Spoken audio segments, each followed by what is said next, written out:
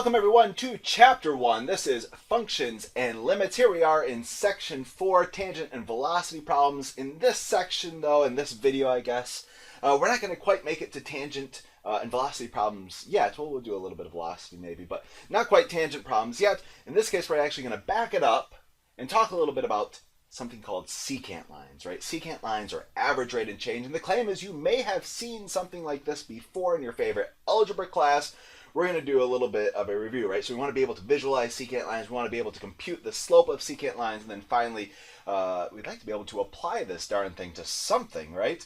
And so, right, in the motivational video, we actually saw that how a quantity changes is very important, right? This is something that's definitely worth studying, and so that's what we want to expand on here in this video, right? How quantities are changing. And so to give this thing a name, to talk about it a little bit more precisely, we need a definition, right? And so the first definition that I want to give you guys is called the slope of the secant line. The slope of the secant line. So first of all, you may be asking yourself, what is the secant line? Well, I'll draw that down here in just a second. But the big thing, right, is that you need a function. So in this case, our function is spitting out y values. And we need a couple of points, right? We need a p and we need a q. And let's just review, right? So it has an x-coordinate, x1, and it has a y-coordinate. And the y-coordinate is going to be, well, whatever the function says, right? So that's f of x1. So whatever the function says, that's what we're going to take to be our y value, right? And so the slope is going to be given by, well, we probably have seen something like this before, right? Slope, m, maybe is a good notation for this, is equal to how much our y values change.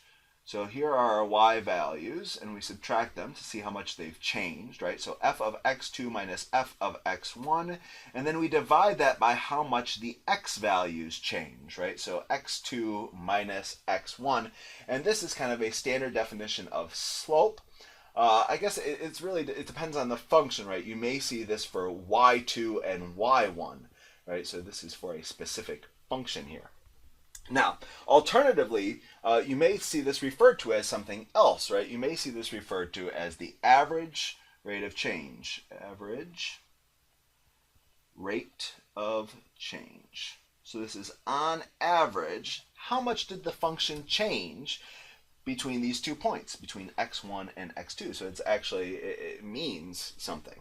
And this is going to be, again, on the interval from x1 to x2. And we're using our interval notation. I have brackets here, right? So we're including those endpoints.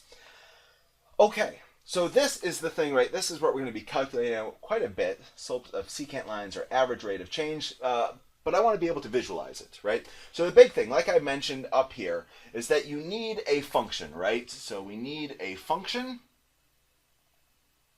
and we need two specified points. So two specified points. And so, yeah, we need these things, right? I can't just say the slope of the secant line. I have to tell you what is the function, and I need to tell you a couple points. Otherwise, it's ambiguous. It doesn't really make sense. So, okay, let's kind of visualize this thing. I'm going to draw a function here. So here's my favorite function. Why not? This is my f of x. And I'm going to go ahead and choose 2 points. So maybe I'll choose this is my p, and this is my q. Once you have those 2 specified points, you can draw in the secant line. So the secant line is the line that goes through these 2 specified points. So this purple line right here is my secant line. And for any straight line, right, we can talk about its slope, right? We should be able to figure out its slope, and so we talk about the rise over run. That's the slope formula right here. And now notice, one thing that I want to bring up before moving on is that it goes through actually 3 points, right? This one's kind of an accidental hit right here. I never specified this point. These are the 2 points that I specified, P and Q. But one common misconception that I hear students talk about is that secant lines go through exactly 2 points. And that's not actually true, is that they can go through 3, 4, heck, 100 points if they, if it's a coincidence. It could happen, right? But it's only 2 specified points. These are the 2 points that I want to hit, and then there could be, some extra, but they weren't specified. Okay, so this is great, right? It's a nice static picture, but what I find is that it's nice to be able to play with these things. And then I get a much better idea of what they are. So I actually made this cool little applet thing. Well, actually, whoever designed Desmos did, the bulk of the work. But let me show you this thing. So if you click on that, it'll take you to this link right here. And we have a picture that's, somewhat like, what I came up with. And so I did a little bit of, generously say, coding over here. But I wrote down, a function, all these things. And so we can see here is our function. This is our f of x. And we have 2 points, x1 and x2. And then these kind of correspond to these actual points. So you can actually grab them and move them. Or you can actually take the slider and move them, right? So it's cool. And now this green line here, this green line is the secant line. So it's the line that connects these 2 points, and you can see here it accidentally hits a third time. It doesn't always hit a third time, right? So here's a case maybe where it hits, exactly twice. Again, we're just specifying 2 points. And then if it happens to hit extra, that's fine. Okay, and now this quantity down here, this f of x2 minus f of x1 over x2 minus x1, this right here is the average rate of change, or the slope of this line, right? And you can see that it's positive, the slope, positive, it's increasing, right? But it's pretty small. It's not increasing by much. In fact, maybe I can move this point a little bit and I can get it pretty close to 0. That's really close to 0, right? It's negative just a little bit though, right? And likewise, maybe if I move this one down a little bit, you get a more negative number, right? So negative 0.34 in this case. So you can see that you get different answers, right? You get different slopes of secant lines, or average rate of change, if anything changes, right? If this point changes, it's going to give you a different answer. Or if this point changes, it's going to give you a different answer. Or if the function changes, right? So if I go ahead up here and maybe I just delete this and say, okay, f of x is actually going to be equal to x squared now. Why not? Right? And now we can see it still works. But again, we're getting very different answers. So, right? So if the function changes or if either the 2 points changes, you're going to get a different answer. Okay, so that's why I like these kind of applets, right? You can touch the thing, you can move it around, it's great. So, and it works for you, right? Anyone can go here and play with this thing and you can kind of discover something about secant lines. Okay, so let's move on though. Now we have an idea of what these things are. Let's learn how to calculate these things, right? So my computer is kind of going a little bit crazy right now. Come on, I believe in you. There it goes. It's back. Okay, so here's an example. I have a specified function, and I have 2 points, right? That's what you need to be able to talk about the slope of the secant line. So here's how it's worded, right? Let f of x equal this, square root of x plus 1. Find the slope of the secant line joining these 2 points. There's some alternate phrasing, right? So this is the secant line phrasing, but we could also talk about the average rate of change. So calculate the average rate of change for this function on the interval from 3 to 8. Again, this is the interval notation here. So kind of either way you could see this on maybe homework or quizzes or exams, and you need to know what to do, right? So, okay, we're going to figure out the slope of the secant line or the average rate of change. So we're going to do f of x2 minus f of x1 divided by x2 minus x1. So, okay, I'm going to let this be my x1, and this is going to be my x2, right? So first and then second. Okay, so, okay, f of x2, so that's f of 8 minus f of 3 divided by 8 minus 3. So f of 8, so I'm going to plug in an 8 everywhere I see an x. That's going to be square root of 8 plus 1 is 9. Let's see, if I plug in 3, square root of 3 plus 1 is going to be square root of 4. And then if I divide by 8 minus 3, we're going to go ahead and get 5. So square root of 9 is 3, square root of 4 is 2, divided by 5. So that's going to give me the answer of 1/5. So we could go ahead and actually graph this. This is a cool exercise, is actually visualizing this. So I'm going to go ahead back here, and I can do a square root by doing SQRT and x plus 1. And let's actually visualize this. So I'm going to go ahead from 3 to 8. And there it is, from 3 to 8. And we can see that this gives us out 0.2. And right, so if you were to do 0.2 in your calculator, that would indeed be the same thing as 1/5, right? And so we can see this, that it changes on average, right, for each step that I take. So here's from 3 to 4, it goes up a fifth. From 4 to 5, it goes up a fifth. From 5 to 6, it goes up a fifth. From 6 to 7, up a fifth. From 7 to 8, up a fifth. So that's on average how much it's changing. Okay, now let me kind of diverge here a little bit. Every once in a while I get a great question from a student that I kind of want to bring up right now. I get the question, well, what if I said that this was my x2, so I'm going to do this in green, and this was my x1, right? What if I chose different than what I chose initially, right? So this is my x2 and my x1. So in that case, right, we'd have f of 3 minus f of 8 divided by 3 minus 8, right? Again, this would be my x2, this would be my x1. So in this case, right, f of 3 we said was, well, over here, let me kind of skip a little bit. It would be square root of 4. Square root of 4 is 2. And then minus f of 8.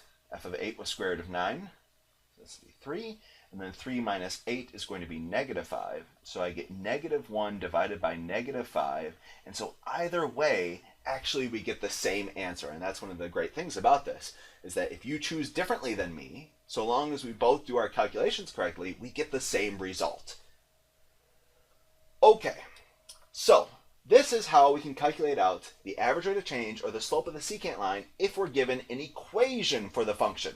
But right, we can give functions in a variety of different formats, right? So in this case here, I don't have an equation, I have a table, right? So it specifies, let me go ahead and read the problems, right? So in year 2010, Ryan started a business, Ryan's Friendly Board Game Emporium, yeah. To the left is a table of the number of board games that I've sold each year. Find the average rate of change during 2010 to 2016, and better yet, interpret the result, right? So this is kind of like a function, right? We have independent values right here, x or maybe t if you'd like, and then we have the number of board games sold. So you could say that this is like f of x or y if you'd like, right? So, okay, I want to figure out the average rate of change on a specified interval from 2010 to 2016. So we know that we can do this, f of 2016 minus f of 2010 divided by 2016 minus 2010. And so I can calculate this out, right? So it seems like we're really interested in really these two things right here. So in 2016, my F values, I sold 2,612 board games. 2,612 board games. In 2010, I sold 512 board games. 2016 minus 2010, that's going to be 6. So this is 2,100 divided by 6. And you can plug this into your calculator if you'd like, or do a little mental math, and you'll get 350. So the average rate of change was 350. Okay, but what does that mean, right? I want to interpret these results. And a great way to interpret your results is going back to the units, right? So both of these things, if I go up here, both of these things, 2,612, 512, these were number of board games, right? So they have units of board games. Board games.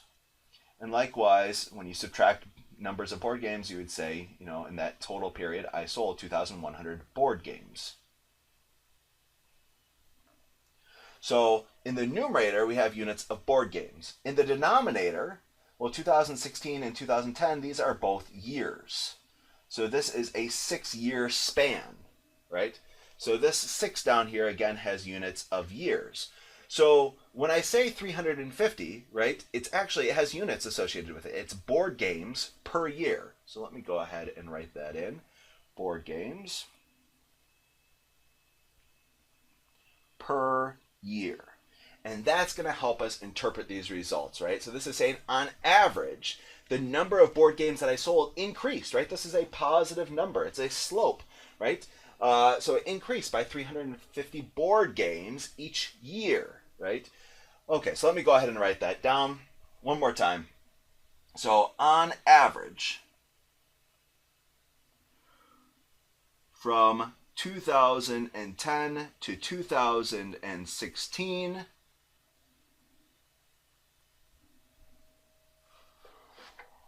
Ryan's number of board games sold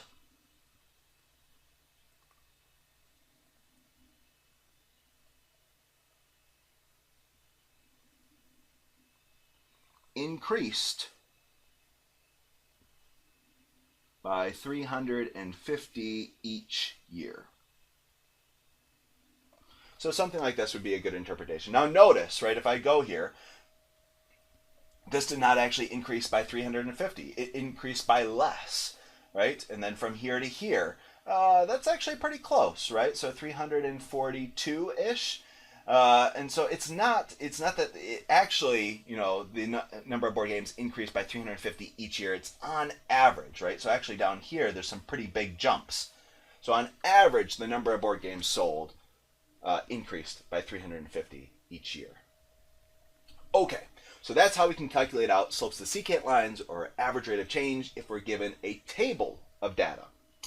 Okay, and then finally, we kind of stumbled upon something here when we were doing this application problem, right? So the average rate of change of f of x has units of, right? So we're talking about what are the units for our average rate of change?